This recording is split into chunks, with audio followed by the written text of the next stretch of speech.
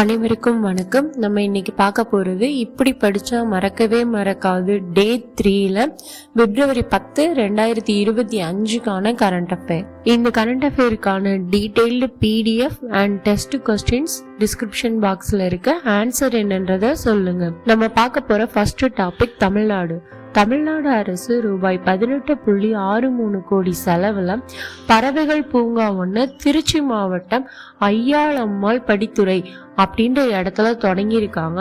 இந்த பறவைகள் பூங்காவில் சுமார் 40க்கும் மேற்பட்ட பறவை இனங்கள் மக்கள் பார்க்கறதுக்காக ஒரு கண்காட்சிக்காக வச்சிருக்காங்க. இந்த பறவைகள் சரணாலயம் எதுக்கு கீழே வருதுன்னா, நமக்கு நாமே திட்டத்துக்கு கீழே உருவாக்கப்பட்டதுதான் இந்த பறவைகள் பூங்கா. இந்த நமக்கு நாமே திட்டம் 2021 செப்டம்பர் 24 தொடங்கியிருக்காங்க.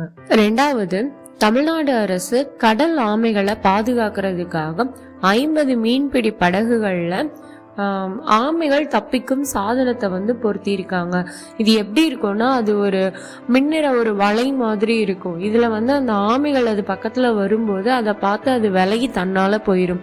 இந்த சாதனங்கள் மூலமா கடல் ஆமைகளை பாதுகாக்கலாம் அப்படின்னு இதற்கு முன்னோட்டமா இதை 50 படகுகள்ல இந்த சாதனங்களை பொருத்தி இருக்காங்க. அடுத்த டாபிக் திட்டங்கள். மத்திய அரசானது ஸ்வாலாமினி திட்டம் அப்படின்ற ஒரு திட்டத்தை 2025 தொடங்கியிருக்காங்க. இந்த திட்டத்தோட நோக்கம் என்னன்னா, வடகிழக்குல உள்ள பெண்களை தொழில் முனைவோர் ஆக்குறது தான் இந்த திட்டத்தோட முக்கியமான நோக்கமே.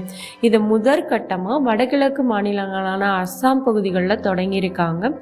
இந்த திட்டத்தை தொடங்கியுள்ள அமைச்சகம் எந்த அமைச்சகம்னா, திறன் மேம்பாடு மற்றும் தொழில் முனைவோர் துறை அமைச்சகம் தான் தொடங்கியிருக்காங்க. எந்த அமைப்போடு சேர்ந்துன்னா, நிதி ஆயோக் அமைப்போடு சேர்ந்து. இப்போ நிதி ஆயோக் பற்றி கொஞ்சம் பாயிண்ட்ஸ் பார்க்கலாம். நிதி ஆயோக் மத்திய திட்டக்குழுவுக்கு மாற்றாக கொண்டு வரப்பட்டது தான் இந்த நிதி ஆயோக் அப்படின்ற அமைப்பு.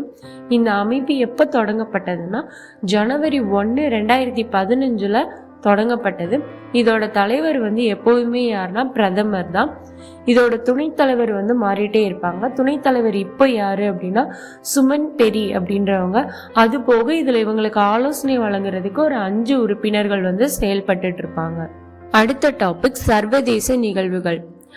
IVF அதாவது இன்விட்ரோ ஃபெர்டிலேஷன் அப்படின்ற செயற்கை கருத்தரித்தல் மூலமாக வேர்ல்டுலேயே ஃபர்ஸ்ட் டைம் ஒரு கங்காரு கருவை உருவாக்கிய நாடு எது அப்படின்னா ஆஸ்திரேலியா. நம்ம எல்லாருக்குமே நல்லா தெரியும், ஆஸ்திரேலியாவோட தேசிய விலங்கு எது அப்படின்னா கங்காரு.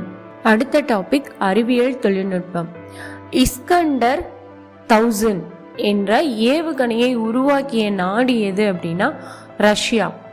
ரெண்டாவது, சீனாவின் சந்திரன் திட்டமான ஷாங்கி 8 இந்த திட்டத்தோட அண்மையில் இணைந்த நாடு எது அப்படின்னா பாகிஸ்தான். அடுத்த டாபிக் விளையாட்டு.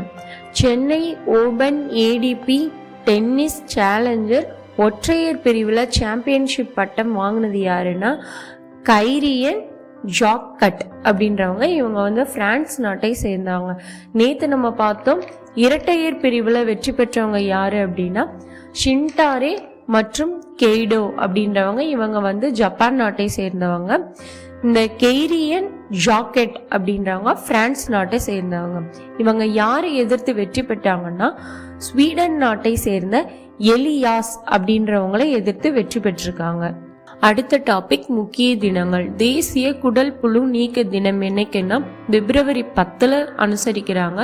இந்த தினம் வருஷத்துல 2 தடவை அனுசரிப்பாங்க. எப்பெல்லாம்னா பிப்ரவரி 10 மற்றும் ஆகஸ்ட் 10 அனுசரிக்கிறாங்க.